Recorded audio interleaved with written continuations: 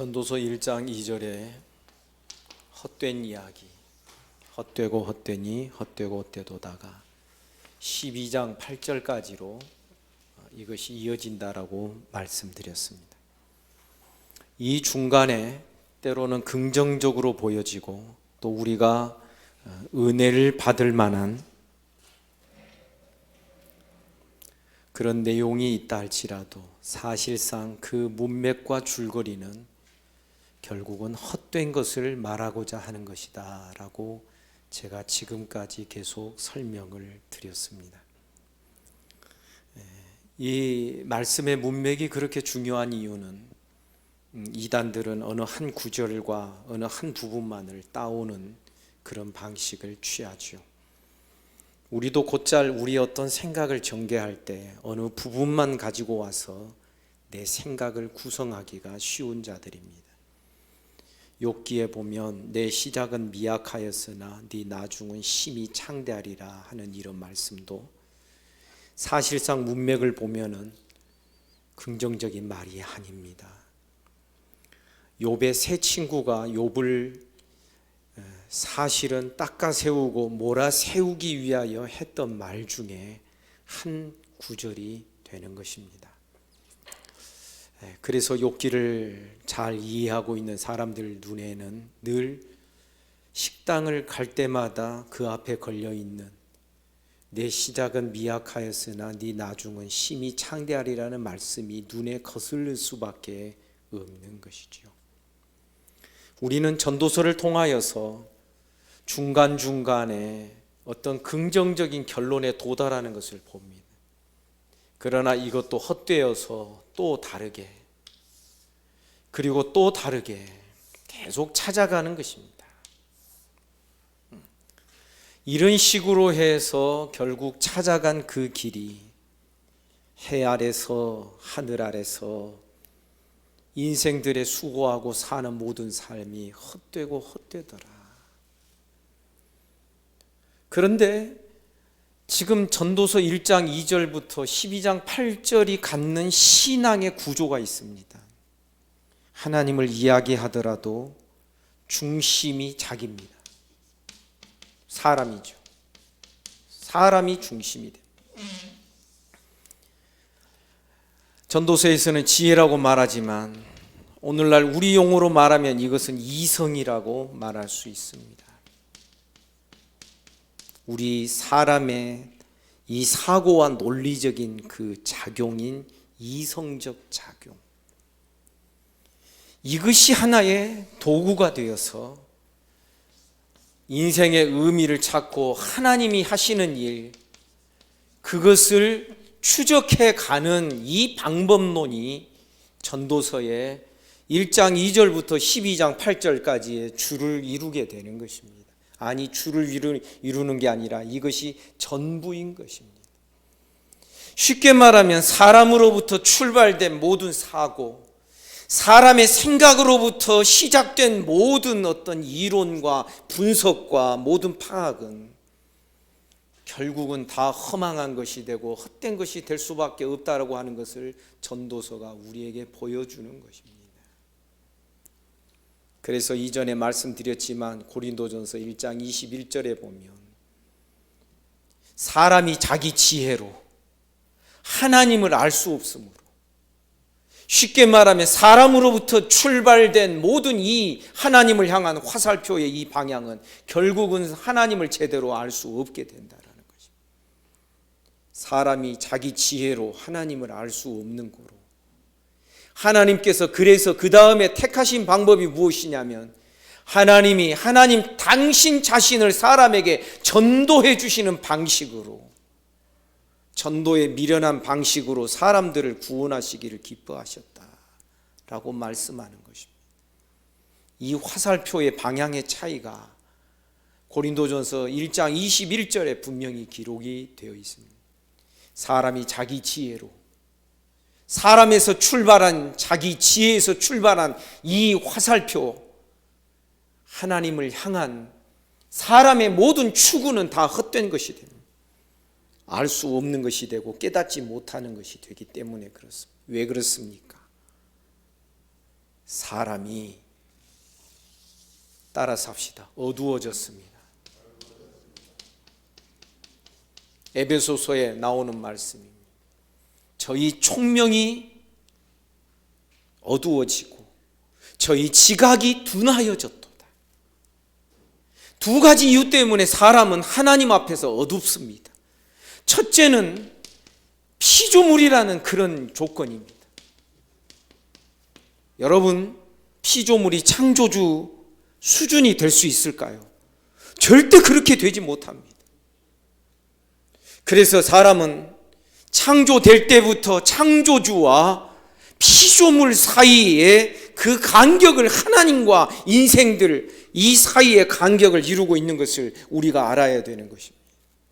그래서 보면 이 피조물에게 명령할 수 있는 권한, 이 피조물에게 이것이 생명이라고 가르칠 수 있는 그 권한이 오직 하나님께만 있는 줄 믿습니다. 그런데 게다가 사람이 죄를 지었습니다.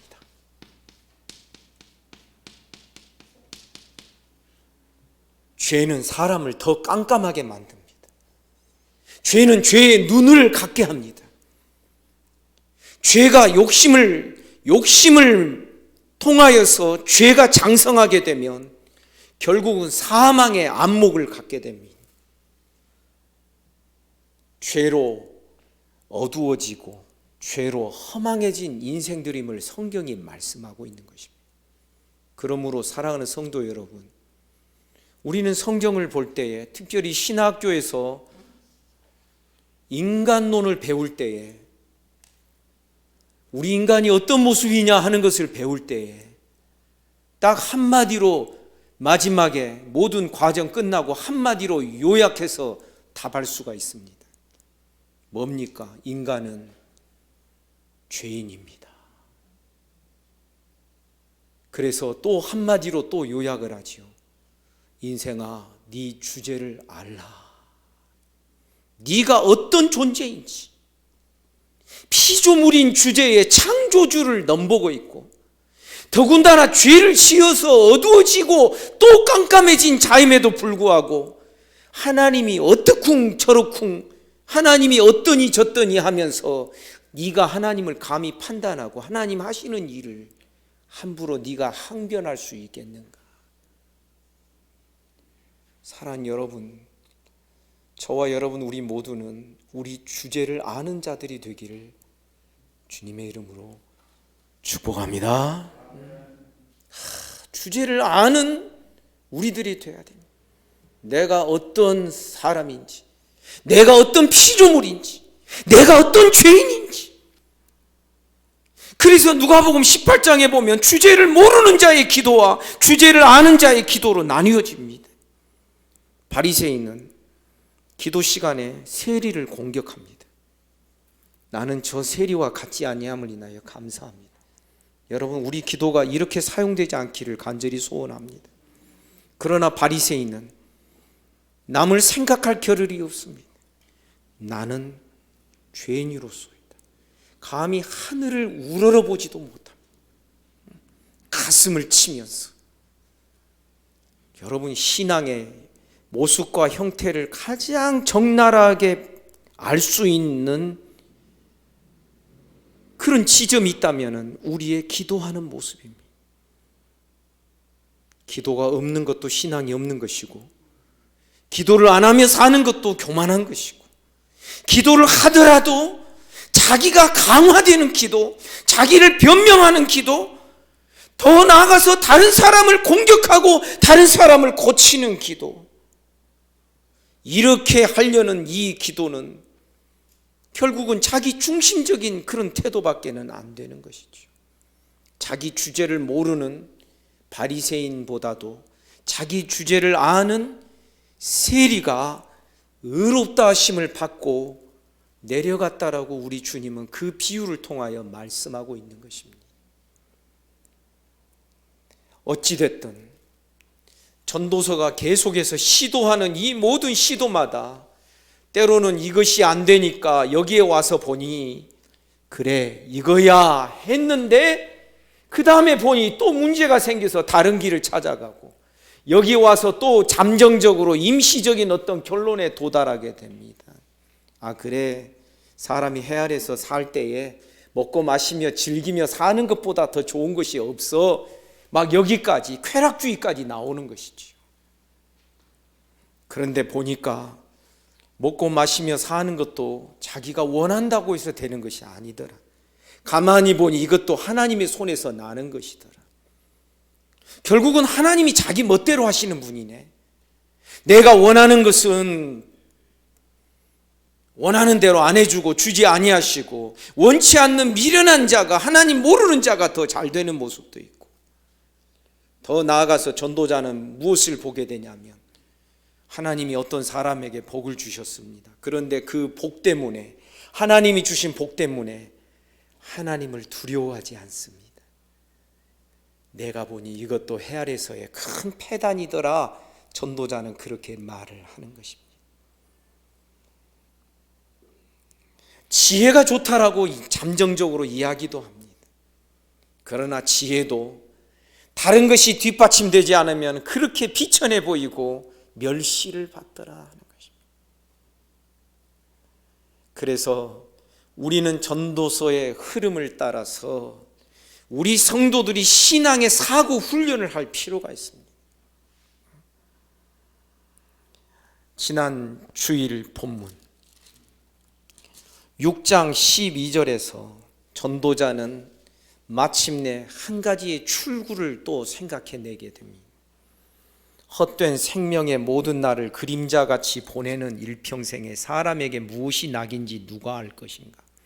지금 전도자는 이 세상에서 사람의 모든 수고하는 모든 수고가 무슨 의미가 있고 무슨 유익이 있는가, 이 세상에서 지금 탐구를 하다가 이 세상에서 결국은 어떤 결론을 내릴 수 없는 문제점을 발견하게 됩니다. 그래서 말하는 것이지요. 일평생에 사람에게 무엇이 낙인지 누가 알겠는가? 그러면 어떻게 해야 된다는 말인가?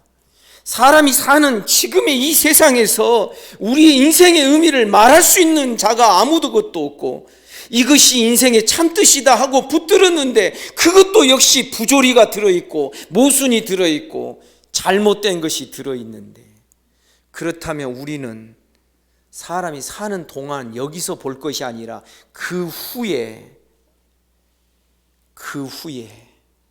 사람이 죽은 그 이후에 이 해 아래서의 우리의 삶을 관측하고 보면서 차라리 저 죽은 사람들이 내가 살아서 여기까지 와서 보니까 인생의 의미는 이런 것이더라라고 가르쳐 주는 방법밖에 없지 않겠는가.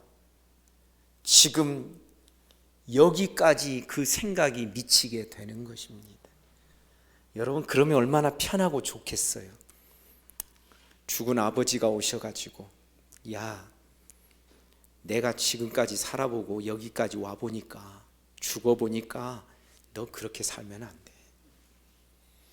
여러분, 그러면 얼마나 우리가 간편하게 인생의 모습을 참되게 배울 수 있겠습니까? 근데 그것도 역시 문제가 있는 것이죠.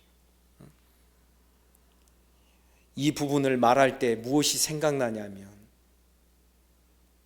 누가복음 16장에 기록되어 있는 부자와 거지 나사로 비유가 생각나지 않습니까?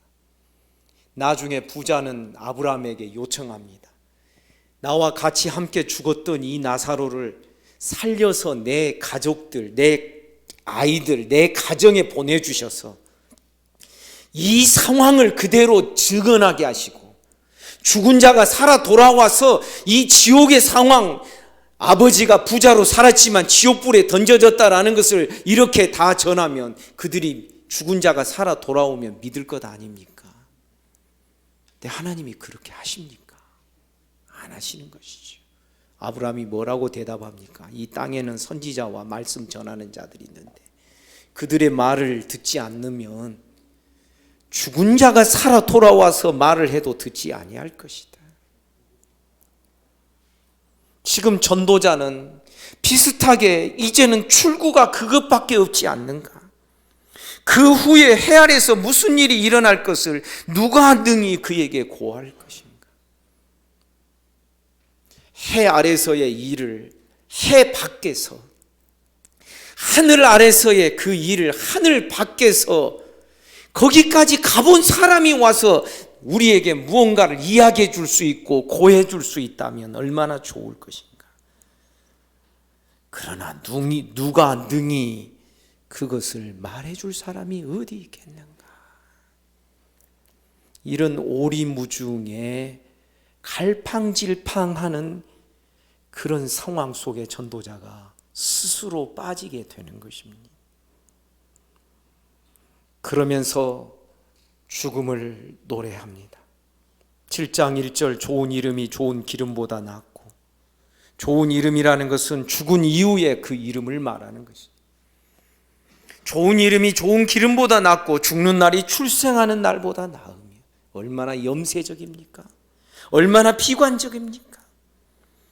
초상집에 가는 것이 잔치집에 가는 것보다 나으니 모든 사람의 끝이 이와 같이 됨이라. 산 자는 이것을 그의 마음에 둘지어다.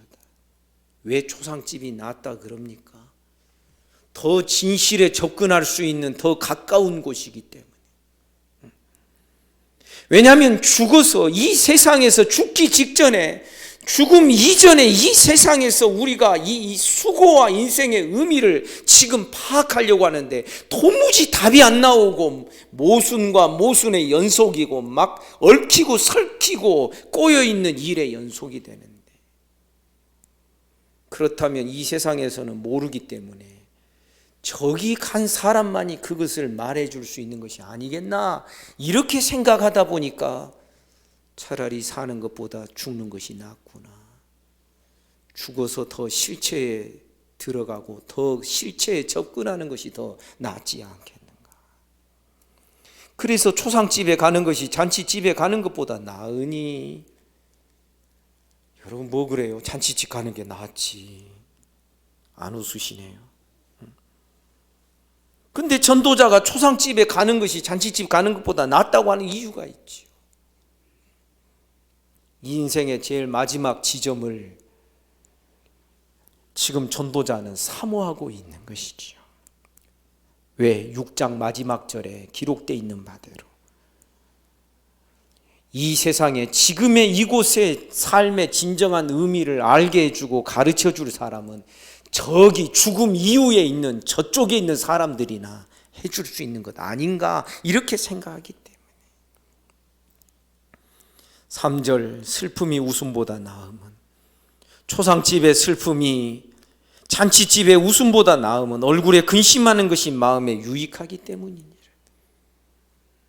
웃으면서 산다는 것은 뭔가 생각 없이, 아무 생각 없이 사는 모습이 아니겠는가.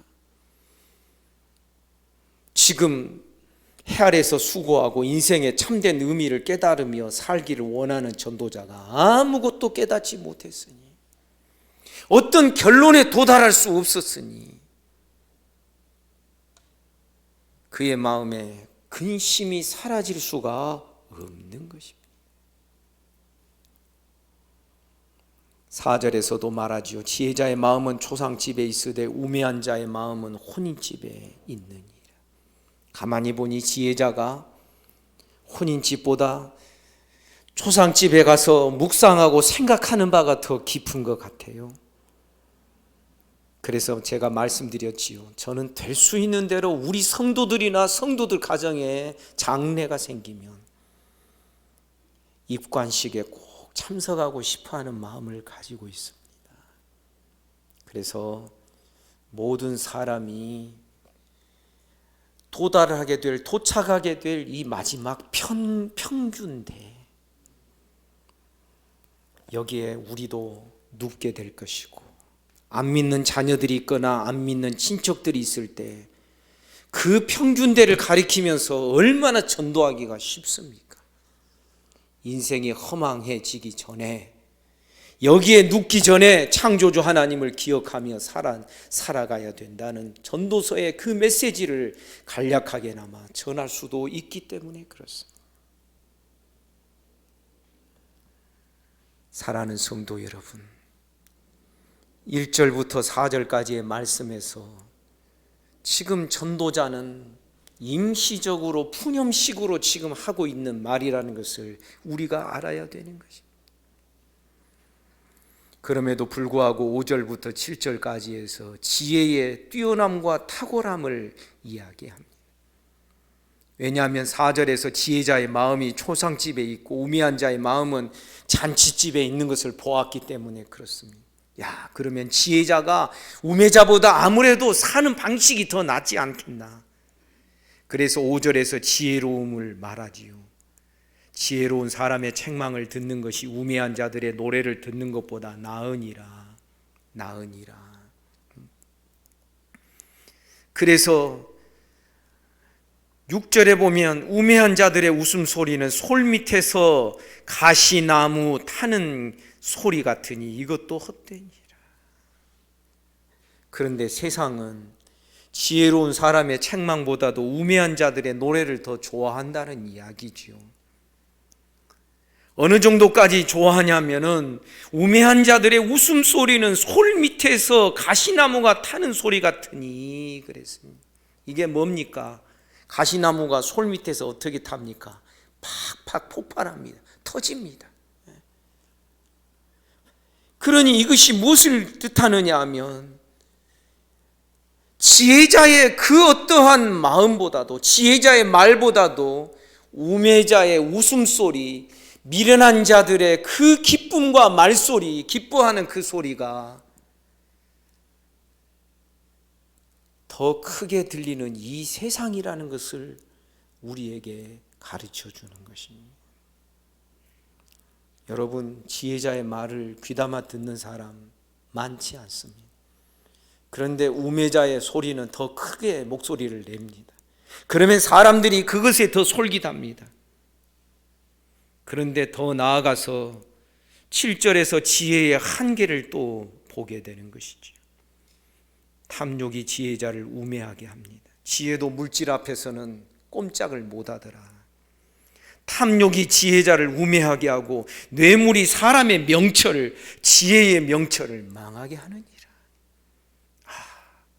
지혜라고 해서 변질되지 않는 것이 아니라 지혜도 물질 앞에서 탐심으로, 뇌물 앞에서 어두워지고 타락하게 되는 것을 말하고 있는 것입니다. 그러면서 8절을 말하지요. 일의 끝이 시작보다 낫고 참는 마음이 교만한 마음보다 나으니. 일의 끝이 시작보다 낫다는 게 무슨 뜻입니까? 태어나는 것보다 죽는 것이 차라리 더 낫다. 지금 전도자는 절망 속에서 갈팡질팡하고 있는 것입니다. 이렇게 해봐도 문제가 있고, 그래서 또 다른 길을 찾아보니까 또 문제가 있고, 마치 단타 방식으로 이렇게 해봐도 저렇게 해봐도 자꾸만 뭐가 막히니까 전도자는 이제는 오늘 제가 제목을 그렇게 정했습니다. 발버둥을 치고 있습니다. 발버둥 치는 전도자입니다. 9절에 보니 급한 마음으로 노를 바라지 말라. 노는 우매한 자들의 품에 머무름이니라. 이 말씀들 우리가 얼마든지 아멘으로 받을 수 있는 내용이죠. 그러나 전도자는 지금 어떤 뜻으로 하는 말이냐면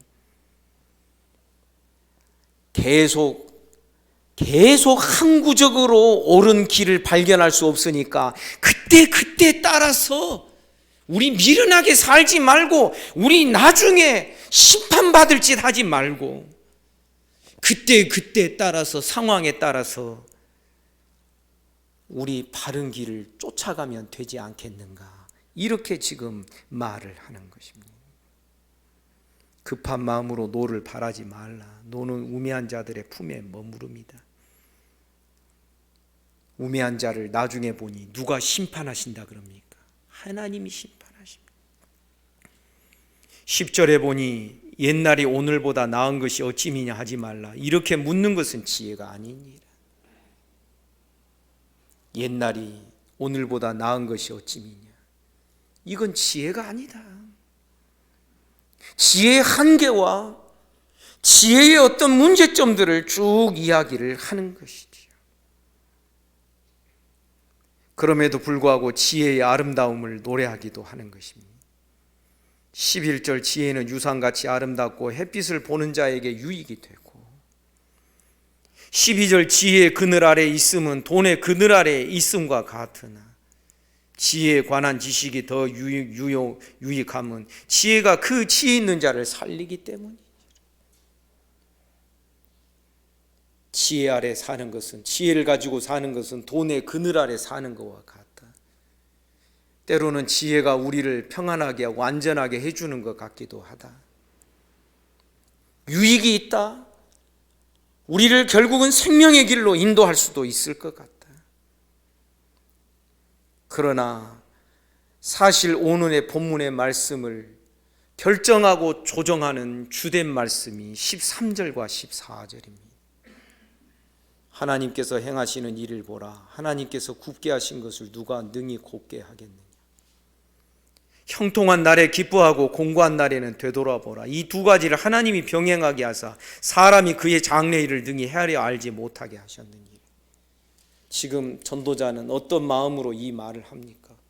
야, 이렇게 해봐도 문제가 있고, 저렇게 해봐도 문제가 있고, 또 다르게 해봐도 또 문제가 있고, 쾌락이 전부 다 쾌락이 좋다 했는데 쾌락도 사람이 임의로 주관할 수 있는 것도 아니고, 죽음이 좋다 하였지만은 그러나 나중에는 뭐라고 말하느냐면 죽은 자보다 산 자가 더 낫다. 그렇게까지 말을 하는 모순된 이야기를 전도서에서 하고 있는 것입니다. 지금 전도자는 지금 13절과 14절에서 무엇을 말하느냐 하면 이 모순 덩어리, 이렇게 꼬이게 만드는 것을 누가 했다고 말하느냐? 하나님이 하셨다. 하나님이 행하시는 것을 보라. 하나님께서 굳게 하신 것을 누가 곧게 하겠느냐? 야, 하나님이 이렇게 모순되게 이 세상을 통치하고 계시고 이렇게 꼬이고 얽히고 설키게 하였다면, 야, 여기에 우리가 뭐라고 하나님을 향하여 항변할 수 있겠는가? 전에도 말씀드렸지만 전도자는 흔쾌한 마음으로 지금 이 고백을 하고 있는 것이 아닌 것입니다. 불평이 있습니다. 그러나 하나님이니까 어찌할 수 없는 것입니다. 그냥 우리 사람이 하는 일은 하나님이 굳게 하신 그것을 그냥 우리는 순응하고 받아들이고 꼭두가시처럼 그 체계 아래서 살아가는 것밖에 더 있나? 이따금 우리가 발버둥도 쳐보고 이따금 우리가 바등바등 해보기도 하고 그러다가 말지만은 모순이 있으면은 뭐 거기에서 또 멈추면 되는 것이고 그 다음에 길이 막히면 또 다른 길을 또 그 다음에 또 찾아보면 되는 것이고, 하나님이 굽게 하신 것을 우리 사람이 어떻게 그것에 대해서 왈가왈부할 수 있겠는가? 우리 사람이 할 일은 14절에 형통한 날에는 막 기뻐하다가 공고한 날에는 막 코가 석자나 빠져서 되돌아보고 깊이 생각하는 하나님 앞에서 그런 척하며 살아야 되는 그런 존재가 아니고 무엇이겠나? 이 두 가지를 하나님이 교대로 병행하게 하사 사람이 그 장래 일을 능히 헤아려 알지 못하게 하셨느니. 지금 이 대목에서 전도자는 하나님을 어떻게 묘사하고 있냐면 우리 사람을 골탕 먹이시는 하나님, 아주 심술꾸러기 같은 하나님, 형통한 일과 권고한 일을 막 교대로 주셔서 우리를 정신 못 차리게 만드시는 하나님. 이 대목에서 우리가 아멘하는 사람은 없으리라 생각을 합니다. 지금 전도자는 사람의 자기 지혜로 하나님을 찾아가고 하나님을 추적해가는 그런 과정에 있기도 하는 것입니다. 그러나 사람이 자기 지혜로는 하나님을 알 수 없다 하는 것입니다. 인간의 지혜로 창조주의 지혜를 따라갈 수 없는 것이고, 창조주께서 하시는 일을 사람이 아무것도 할 수 없잖아. 사람이 하나님 하시는 일에 시종을 어떻게 분간할 수 있다는 말인가? 전도서 3장에서도 비슷한 이야기를 하고 있습니다. 11절에 보면 3장 11절 하나님이 모든 것을 지으시되 때를 따라 아름답게 하셨고 또 사람에게는 영혼을 사모하는 마음을 주셨지만 하나님이 하시는 일의 시종을 사람으로 측량할 수 없게 하셨도다. 사람이 지혜로 하나님 하시는 일의 시종을 측량도 못한다. 형통한 일이 있으면 계속 형통할지, 곤고한 일이 있으면 언제쯤 형통한 일로 바뀌게 될지, 그저 하나님이 세팅해 놓은 이 세상 속에서 사람은 꼭두가시처럼 형통하면 막 기뻐하다가 공고하면 막 코가 석자나 빠져서 생각하다가 이렇게밖에 살 도리가 그거 외에 무엇이 더 있겠는가? 3장 14절에서도 그것을 말하죠. 하나님께서 행하시는 모든 것은 영원히 있을 것이지만, 야, 하나님 하시는 일은 영원하잖아. 그런데 거기에다가 사람이 무엇을 더할 수도 없고 그것에서 덜할 수도 없다. 하나님이 이같이 행하시면 사람들이 그의 앞에서 경외하게 하려 하심인 줄. 여기 경외는 두려움입니다. 두려워하게 하려 하심. 하나님 앞에서 사람이 입도 뻥끗 함부로 뻥끗해서는 안 된다. 5장에서 그런 이야기 하고 있지 않습니까? 사랑하는 여러분, 오늘 본문 7장에서 말씀하고 있는 이 하나님에 대한 오해, 하나님에 대한 잘못된 해석, 과연 우리가 이 세상을 사는데 인생의 의미를 모르고 사는 것이 하나님이 정하신 뜻일까? 그런데 놀랍게도 전도서 마지막 부분에서는 사람의 의미, 사람의 본분에 대하여서 가르쳐주고 있는 것입니다.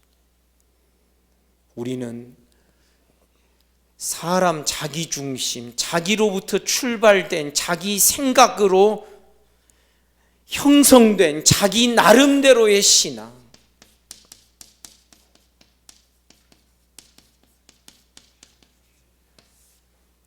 내가 주인되고 내가 왕노릇하고 내가 모든 것의 판단자가 되는 자기 나름대로의 사고가 결국은 하나님을 믿더라도 하나님을 외골수적으로 믿게 하고 편협되게 믿게 하고,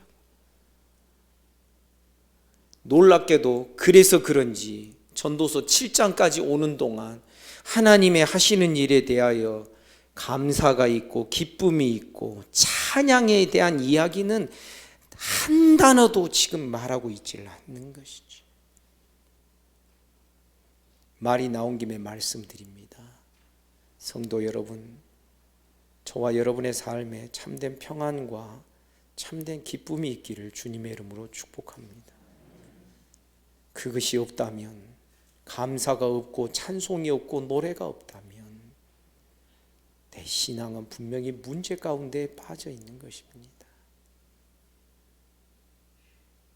지난 한 주간 여기저기 다니면서 운전하면서도 찬양하고 기도하고 차 안이 움직이는 성소가 되기를 바라면서 그런 시간을 가질 수 있어서 너무나도 감사했습니다.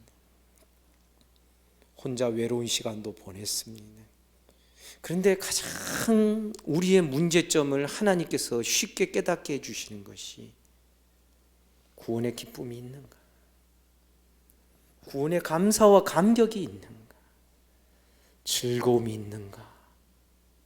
평안함이 있는가? 사랑하는 여러분, 생명의 모습이 감사와 기쁨입니다.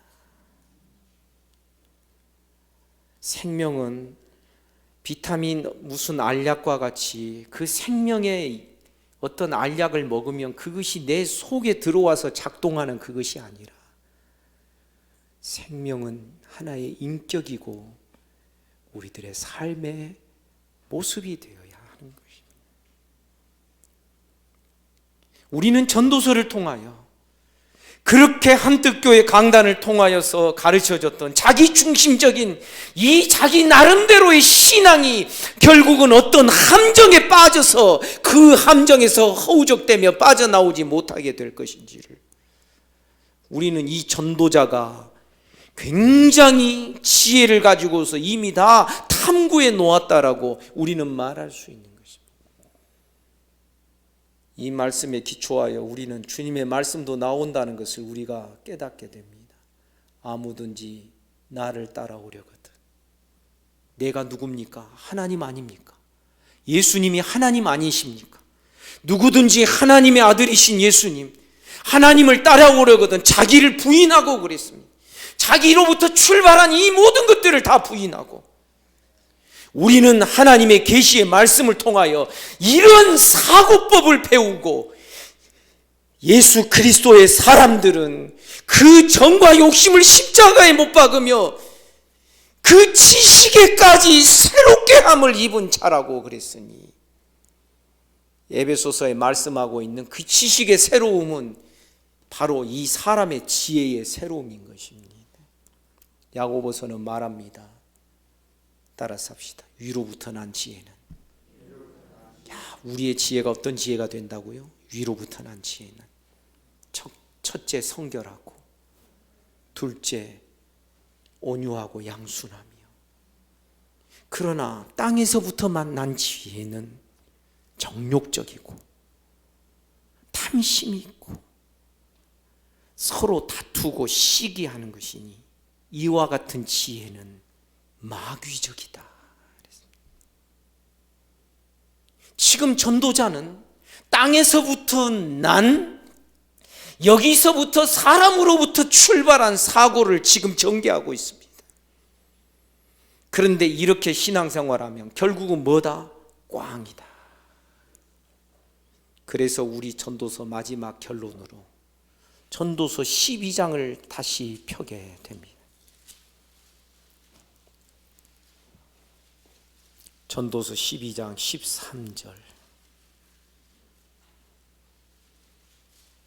다 같이 한 목소리로 한 구절만 읽겠습니다. 시작. 이 일의 결국을 다 들었으니 하나님을 경외하고 그 명령들을 지킬지어다. 이것이 모든 사람의 본분이니라. 이 일의 결국을 다 들었으니, 이 일의 끝자락까지 다 들은 겁니다. 우리 사람이 사람의 지혜로 이 세상에서, 이 보여지는 현상계에서, 하늘 아래서 또한 해 아래에서 일어나는 모든 일들을 다 분석했습니다. 그랬는데도 헛되고 헛된 것을 벗어나지를 못합니다. 이 일의 결국, 이 일의 끝까지 니네들이 다 지금 들었다라는 겁니다. 그랬으니 이제는 우리는 어떤 방식을 취해야 되냐면, 하나님을 경외하고 그의 명령들, 그의 토라, 그의 율법을 지킬지어라. 지킨다는 게 간직하는 것입니다. 샤마르, 키핑한다는 것입니다. 하나님의 명령, 하나님의 율법, 하나님의 말씀을 간직하며 살아라. 그런데 하나님의 말씀은 어떤 화살표입니까? 이 화살표인 것입니다. 하나님으로부터 온 계시의 말씀인 것입니다. 위로부터 난 지혜의 말씀인 것입니다. 너희가 물과 성령으로 위로부터 거듭나지 아니하면, 우리가 태어나는 것도 위로부터 나야 된다 그랬습니다. 육신으로부터 난 것은 육에 불과한 것이고, 육은 육이요 영은 영이니, 여러분, 우리는 우리의 시민권이 어디 있다고 말씀하고 있습니까? 하늘에 있느니라. 아멘입니까? 하늘이 우리의 본향이라고 말씀합니다. 놀랍게도 저는 가끔 그런 생각을 해보게 됩니다. 여러분, 줄 가지고 여러분 장난쳐 보았습니까? 요즘은 그것 가지고 운동을 합니다. 큰 밧줄을 2개를 크게 저기다 해놓고 막 이렇게 하면서 근육을 단련하죠. 어릴 때 저는 줄 가지고 이렇게 놀면서 가지고 노는 대로 움직입니다. 그게 나중에는 리본 체조로 나타나더라고요. 리본 체조 하는 사람들 있잖아요. 제가 그것을 그 착안하게 된 이게 참 재밌네라고 했던 게 이 곤봉 가지고 처음 노는 거였어요. 곤봉 아시죠? 요즘 곤봉하는 사람 없지요. 손가락 끝에다가 이렇게 꼭 볼링공, 작은 볼링공처럼 이렇게 해가지고 막 이렇게 춤을 추는데, 운동을 하는데 운동이 굉장히 잘 됩니다. 나중에 그 끝에다가 리본을 달아가지고 하기도 하고 그랬던 기억이 있습니다. 사랑하는 여러분, 제가 무엇을 지금 이야기하려고 하냐면, 지금 여기다가 못을 박아놓고 여기서 이 지상에서 막 아무리 해봤자 답이 안 나옵니다. 근데 우리는 여기 중심으로, 여기다가 큰 못을 박아놓고 여기를 연결해 보고, 여기를 중심으로 해서 지금 여기서 하나님의 계시의 말씀으로 여기를 추적하고 이 땅을 해석하고 살아갈 때, 거기에서 비로소 답이 나오기 시작을 하는 것입니다. 지금 전도서는 어떤 의미에서 커다랗게 이 두 화살표로 이 전도서의 모든 말씀을 요약할 수 있습니다. 전도서 12장 8절까지에서는 바로 이 방향으로 계속 의미를 찾습니다. 이 화살표 방향으로 사람이 중심이 되고 사람이 주인이 되고 사람의 판단력을 그대로 신뢰하면서 나아가는 것이죠. 하나님이 있다고, 하나님이 모든 것을 지으셨다고 인정하면서도 사람이 생각이 주인이 되고 사람의 생각이 중심이 되면 나중에는 하나님도 편협되게 말하게 됩니다. 그래서 적어도 전도서 7장, 아니 12장 8절까지 보더라도 여러분, 하나님이 사랑이시다 이야기 하나도 없습니다. 하나님 하시는 일에 기뻐하며 감사하고 즐거워하고 막 이런 이야기도 하나도 없습니다. 없어야 정상이죠. 하나님을 믿더라도 편협되게 믿으니까. 그러나 하나님이 주신 계시의 말씀, 일의 결국을 다 들었으니 하나님을 경외하고 그 명령들을 간직하며 살아라. 그 명령은 하나님으로부터 온 하나님의 계시의 말씀인 것입니다. 그렇다면 우리는 다시 질문하게 됩니다. 하나님이 하시는 모든 일의 시종을 사람으로 하여금 모르게 하셨는가? 우리는 하나님의 계시의 말씀을 통하여서 하나님이 하시는 일, 하고자 하시는 일을 우리는 이미 너무나도 분명하게 전달받고 있습니다. 아멘입니까? 여러분, 한 예를 들어서 계시록을 보십시오. 계시록에 지금의 삶의 상황들이 다 해석되어 비춰지고 있지 않습니까? 역병이 돕니다. 온역이 있습니다. 식량난이 있습니다. 전쟁이 일어납니다. 사람이 사람을 죽입니다.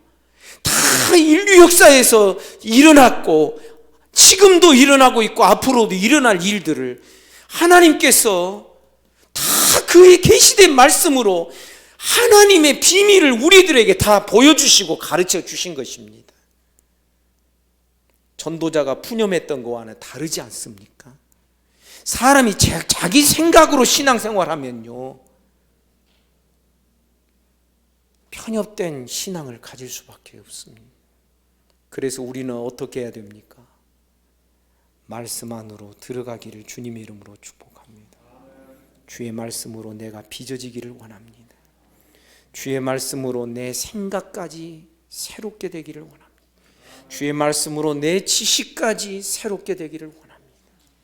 주의 말씀으로 나를 부인하는 법을 배우고 주의 말씀으로 그 말씀과 더불어 성령께서 지혜를 주시고 깨닫게 해 주실 때 생명의 방식이 어떤 것인지를 깨달을 수 있도록 하나님께서 우리를 인도해 주실 줄 믿습니다.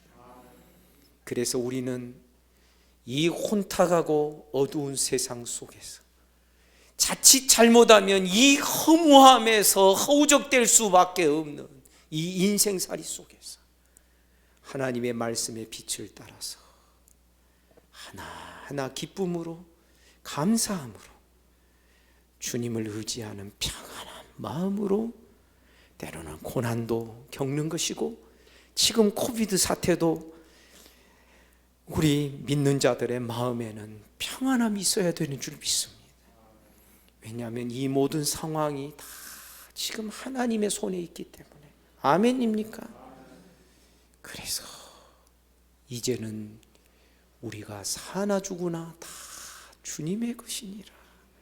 여러분, 이것이 얼마나 우리들의 가장 위로가 되는 것인 줄을 아셔야 됩니다. 왜 하이델베르크 요리문답 제1번에서 우리 인생에게 가장 큰 위로가 되는 말씀이 로마서 14장 7절부터 9절까지의 말씀이라고, 그 요리문답의 첫 번째부터 딱 못을 박아놓는 이유가 있습니다. 우리가 하나님 것이면 하나님은 절대 자기 것 뺏기지 아니할 줄 압니다. 제가 어느 가정 대신방 신방 가서 제가 그랬습니다. 아무래도 이 가정에서는 실제로 퍼포먼스를 해야 되겠다 싶었습니다. 그래서 제가 안경을 끼고 가서 벗어났습니다. 왜냐하면 책 볼 때는 안경 벗어야 되니까. 그리고 안경을 딱 이렇게 한번 가져가 보라 했습니다. 그러면은, 그래요, 다른 사람이 내 안경 가져가면 나는 어떡할 겁니까? 그건 내 거예요, 가져가지 마세요, 그럴 거 아닙니까? 하나님이 우리를 그처럼 자기 것으로 삼으신 줄 믿습니다. 너는 내 것이다. 다른 사람이 해야지 못하도록 하나님은 당신의 소유권을 주장하시면서 우리를 보호하시고 지켜내실 줄을 믿습니다. 그래서 여러분, 사나 죽으나 우리가 주님 것이라는 이것이 어떤 사람에게는 그렇게 부담되는 이야기일지 모르나, 그러나 우리 믿는 자들, 택하신 자들에게는 이것만큼 위로가 되는, 가장 큰 위로가 되는 말씀이 없다라고 하이델베르크 요리문답 제1번에서 그것을 가르치고 있는 것입니다. 사랑하는 여러분, 이 전도서 강론을 다 끝낼 때, 아니 이미 우리가 그걸 깨달을 수 있습니다. 하나님이 우리에게 내신 이 구원의 체계가 얼마나 기쁨과 즐거움이 되는 것인지. 말씀이 기쁨이 됩니다. 이 말씀은 그냥 우리가 읽어내야 되는 과제가 아닙니다. 이것은 1년에 몇 독해야만 믿음이 좋아지는 그런 숙제가 아닙니다. 이 말씀은 하나님으로부터 우리에게로 오신 비밀의 말씀입니다. 그런 말씀을 사랑하고 즐거워하고 간직하며 살 수 있는 길로 우리를 불러주셨으니,